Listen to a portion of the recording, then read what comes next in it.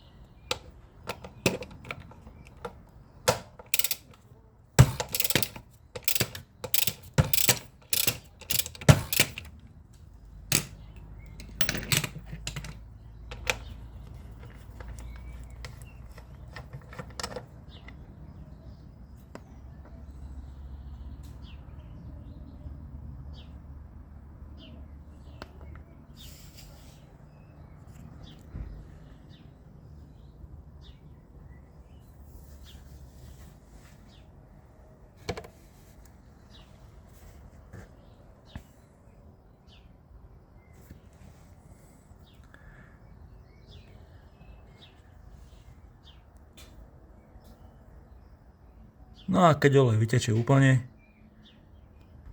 tak našrobujeme výpustný šroub a týmto otvorom budeme dávať olej, až kým nezačne vytekať. Mali by tam i 4 deci. Samozrejme motorka musí byť rovno postavená, nie na bočnom stojane, ale rovno, aby bola dobrá hladina oleja. Popredu si dám do nádobky presne 4 deci.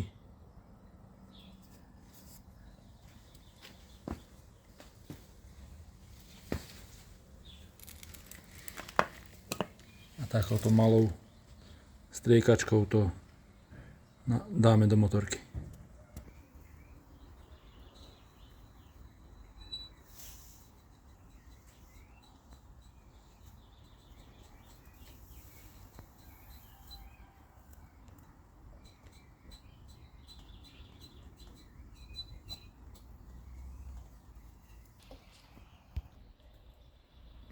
A keď už začne vytekať olej, tak už máme plné a môžeme zašroubovať